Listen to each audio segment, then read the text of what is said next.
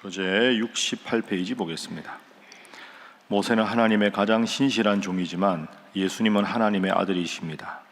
따라서 예수님께서는 더욱 영광을 받으시기에 합당하십니다. 히브리서 저자는 시편 95편을 인용하며 이전의 출애굽 세대가 하나님의 구속사역에 신실하게 반응하지 못했던 일들을 기록합니다. 저자는 과거 이스라엘 백성의 모습들을 반면교사 삼아 우리의 믿음을 더욱 견고히 할 것을 권면합니다.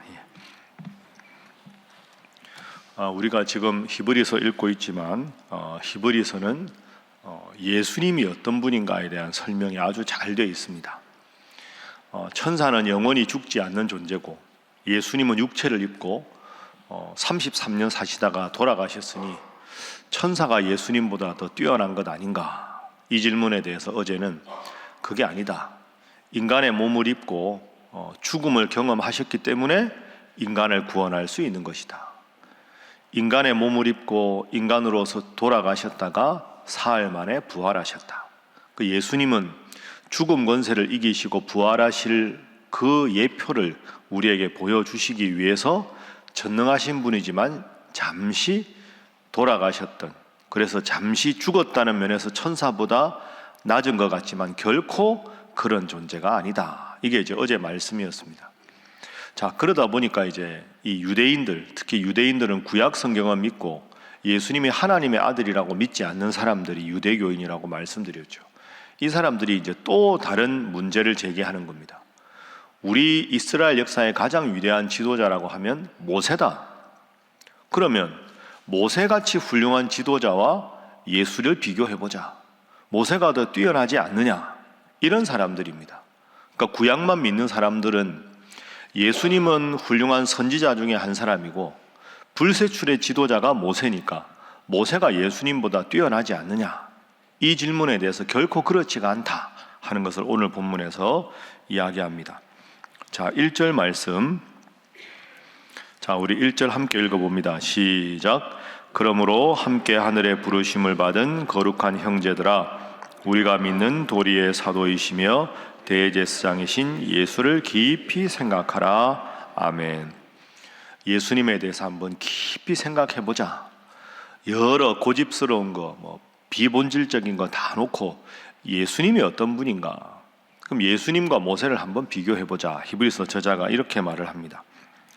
자, 3절에 보면 그는 예수님이죠. 모세보다 더욱 영광을 받을 만한 것이 마치 집 지은 자가 그 집보다 더욱 존귀함 같으니라.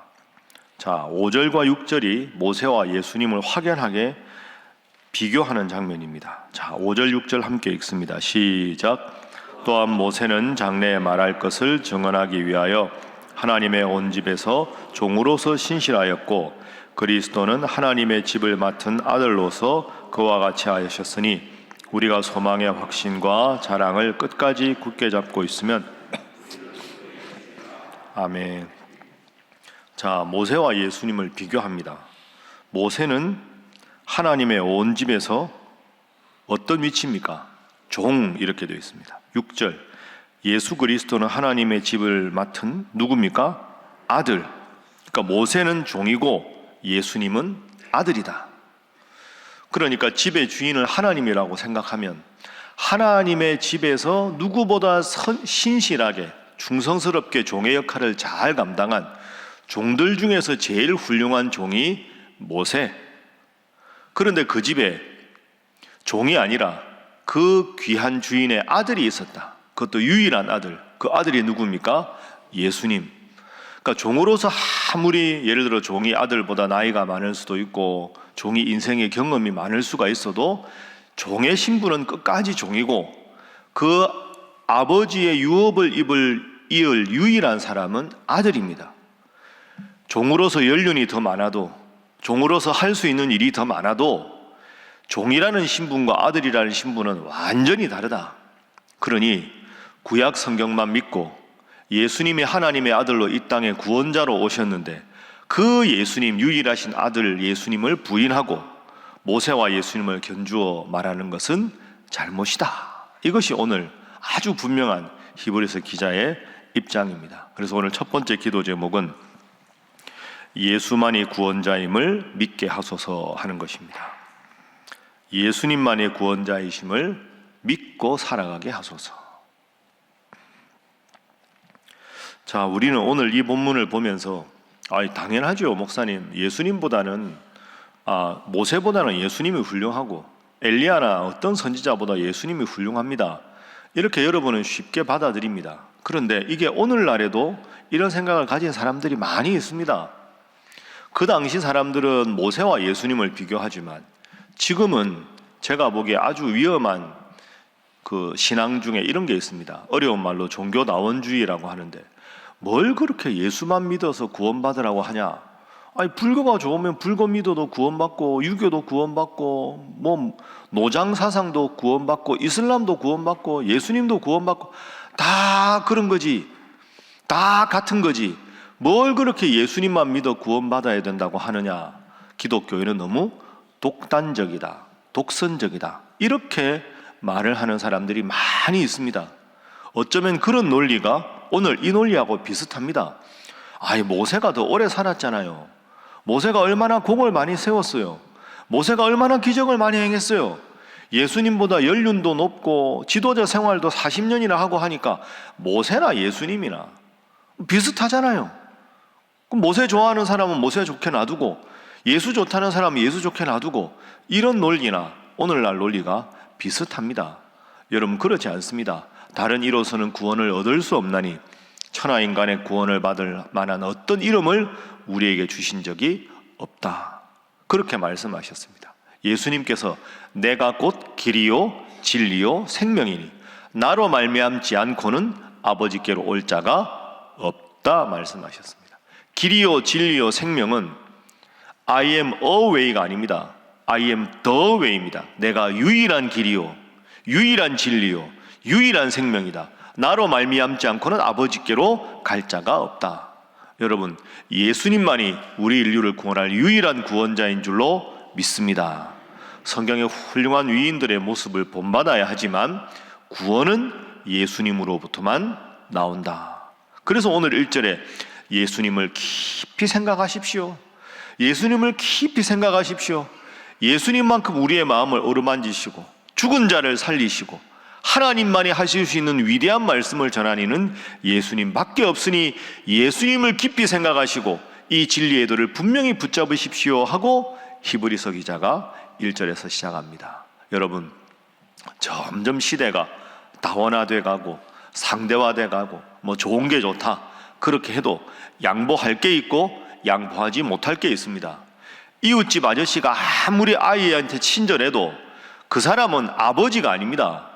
아저씨로 친절한 분과 나를 낳아주시고 길러주신 아버지, 어머니는 엄연히 구별해야 되는 존재입니다. 앞으로도 예수님이 나의 유일한 구원자라 잘 믿고 이 진리의 도에 바로 서는 여러분 되시기를 주님 이름으로 축복합니다.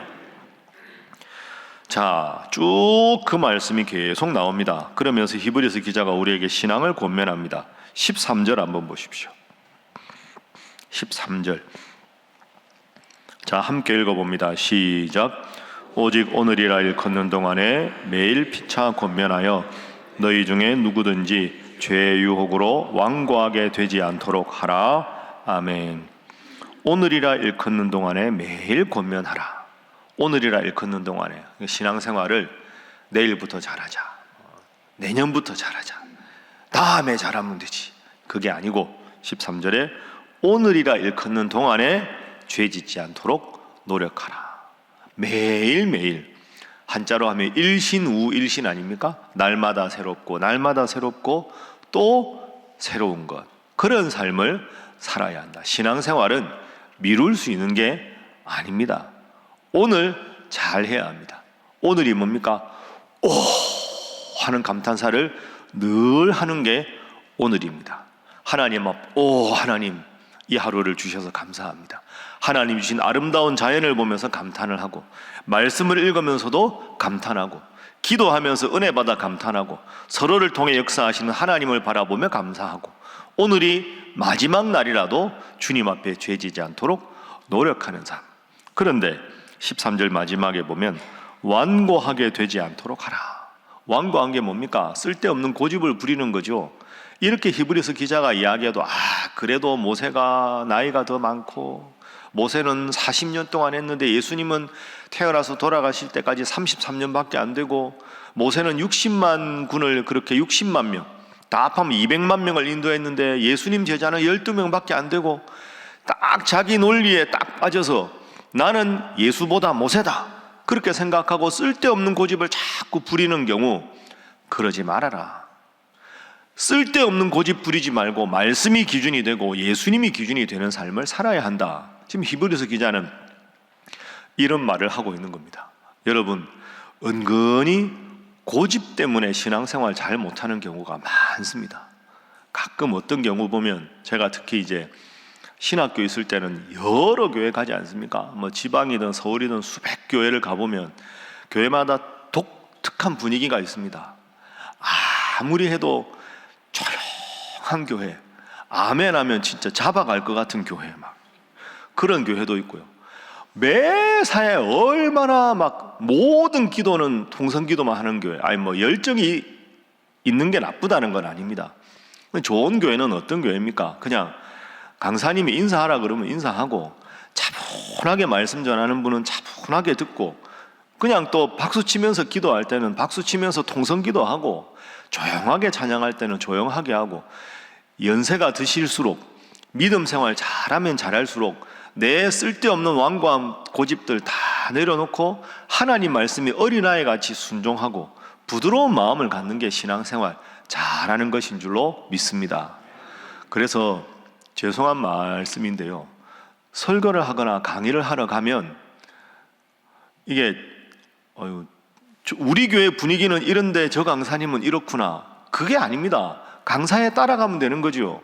우리가 복음서를 읽을 때도 성경을 읽을 때도 다 66권의 특색이 있으면 그 특색에 맞게 은혜 받으면 되는 것 아닙니까? 여러분, 더 부드러워지고 더 수용하고 더 포용하는 것, 그게 신앙생활 잘하는 일입니다. 그래서 두 번째 기도 제목은 완고하지 않고 늘 겸손하게 하소서 하는 것입니다. 완고하지 않고 늘 겸손하게 하소서. 예수님께서 오셨는데도 예수님을 알아보지 못하고, 그럼 여러분 생각해보면 그 당시 제일 완고한 사람들이 종교 지도자들입니다. 서기관, 바리새인, 사두개인, 이런 사람들은 구약 율법에 제일 정통한 사람들 아닙니까? 근데 구약 율법을 그렇게 잘 아는데 하나님의 아들 예수 그리스도께서 오실 것이라고 예언되어 있는데 예수님을 눈앞에 보면서도 예수님을 안 믿습니다. 되려 구약 성경도 잘 모르고 히브리어도 잘 모르고 그저 순수한 사람들은 예수님을 막 따르고 예수님을 구원자라고 칭송하는데, 구약의 제일 전문가라고 하는 사람들은 눈앞에 있는 예수님을 어떻게 하면 회방 놓을까만 생각합니다. 그 왜 그럴까요? 자기의 쓸데없는 고집이 딱 마음 중심에 자리 잡고 있으니까 예수님을 예수님으로 알아보지 못하는 겁니다. 여러분, 항상 말씀이 기준이 돼서 불필요한 것, 비본질적인 것 다 버리고 늘 말씀에 아멘하고 아멘으로 받은 말씀 삶 속에 실천해서 믿음 생활 하면 할수록 더 겸손하고 더 부드럽고 더 경청하고 더 소통하는 우리 모든 성도들이 되시기를 주님 이름으로 부탁합니다. 그러니까 아멘 잘하시잖아요. 이게 잘하시는 겁니다. 이렇게 신앙생활 하셔야 되는 거죠. 자, 이어서 14절 읽습니다. 완고하게 되지 않도록 하라 하고는 히브리서 기자가 우리에게 권면합니다. 14절 시작.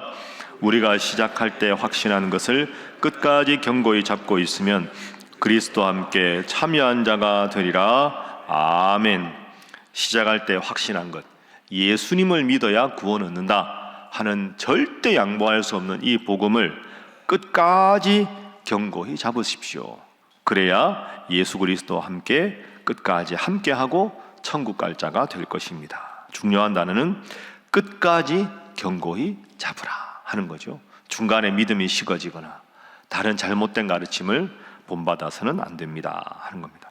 세 번째 기도 제목은 끝까지 바른 믿음의 도를 붙잡게 하소서 하는 것입니다. 끝까지 바른 믿음의 도를 붙잡게 하소서.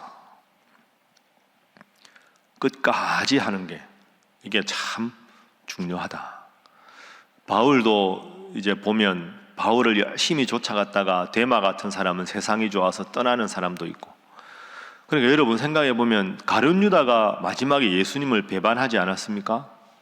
그게 예수님 잘못이 아니라 가룟 유다 잘못이죠. 그렇게 생각해 보면 스승으로서 최선을 다한다고 해서 제자들이 다 변하는 게 아닙니다. 예수님 제자 중에 가룟 유다도 나옵니다. 사도 바울이 얼마나 훌륭합니까? 그런데 세상이 좋아서 세상을 향해서 나가는 사람이 있습니다. 그러니까 내가 할 일에 최선을 다해도 결과는 내 뜻과 내 기대와는 다른 게 나올 수 있다. 그렇더라도 나는 주님 앞에 끝까지 믿음 생활 잘하는 것, 그것이 필요하다. 그래서 14절에 끝까지 견고히 붙잡으라. 그렇게 되지 않으면 내 믿음이 곁길로 가고 엉뚱한 길로 가게 된다. 그렇게 되면 결과적으로 19절에 이로 보건대 그들이 믿지 아니함으로 너희 들어가지 못한 것이라. 출애굽을 장정만 60만 명이 했지만 여호수아와 갈렙만 들어갔습니다. 왜 그랬습니까? 그 사람들이 중간에 하나님을 제대로 믿지 않았기 때문에 가나안 땅에 들어가지 못했다. 그러니까 히브리서 기자는 여러분, 제가 이 편지를 여러분에게 쓰는데 여러분들도 지금 예수 그리스도를 믿는 믿음의 도를 끝까지 붙잡고 가십시오. 출애굽한 우리의 조상들이 60만 명이나 되는 많은 사람들이 나왔지만 중간에 믿음을 잃어버려서 가나안 땅에 들어가지 못했습니다. 여러분들도 예수님을 믿는 믿음의 도를 끝까지 붙잡지 않고 모세가 더 위대하다느니 잘못된 가르침에 현혹되다 보면 끝까지 믿음의 도를 붙잡지 않으면 영적인 가나안 땅, 천국에 들어가지 못할까 두렵습니다. 이렇게 오늘 3장을 마무리하고 있습니다. 여러분, 제가 늘 말씀드리지만 하나님 앞에 영육간에 강건하게 달라고 열심히 기도해서 여러분 천국 가는 그날까지 건강한 모습으로 새벽기도 잘 나오시기를 주님 이름으로 축복합니다. 우리 임마누엘 찬양대 하시는 장로님 집사님들 강건하셔서 힘을 내셔서 주님 앞에 이 귀한 사명 잘 감당하시기를 주님 이름으로 축복합니다. 함께 기도하겠습니다. 하나님, 모세보다 예수님이 위대하시다는 것 우리는 다 알고 있는데 그 당시 사람들은 이런 잘못된 미혹된 생각에 빠진 사람들이 많았습니다. 오늘도 분명히 이 진리의 말씀 예수만이 구원자라고 했는데 다른 종교를 믿고 그게 그거 아니냐고 믿는 사람들, 생각하는 사람들 많이 있습니다. 주여, 이 믿음의 도를 분명히 붙잡게 하여 주시옵소서. 끝까지 예수님의 이름을 믿고 그분을 통해 구원 얻는다는 이 절대 진리를 붙잡고 좌로나 우로나 치우치지 아니하고 주님 바라보며 믿음 생활 잘하는 자들 되게 하여 주시옵소서. 나의 쓸데없는 모든 완고한 고집들 다 내려놓고 오직 말씀으로, 오직 기도로, 겸손한 마음으로 주님 한 분 바라보며 믿음 생활 잘하게 하여 주시옵소서.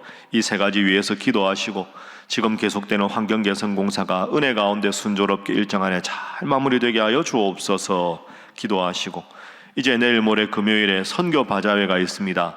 은혜 가운데 하나님 잘 준비되게 하시고 이 일을 통하여 우리가 선교의 중요함을 다시 깨닫고 우리가 후원하고 기도하는 선교사님들, 그리고 힘들고 어려운 시대에 목회하시는 작은 교회를 위해서 정말로 도움이 되고 힘이 되는 우리 신일교회 되게 하여 주시옵소서. 함께 기도합니다. 주여 믿습니다. 주여 믿습니다. 주여 믿습니다.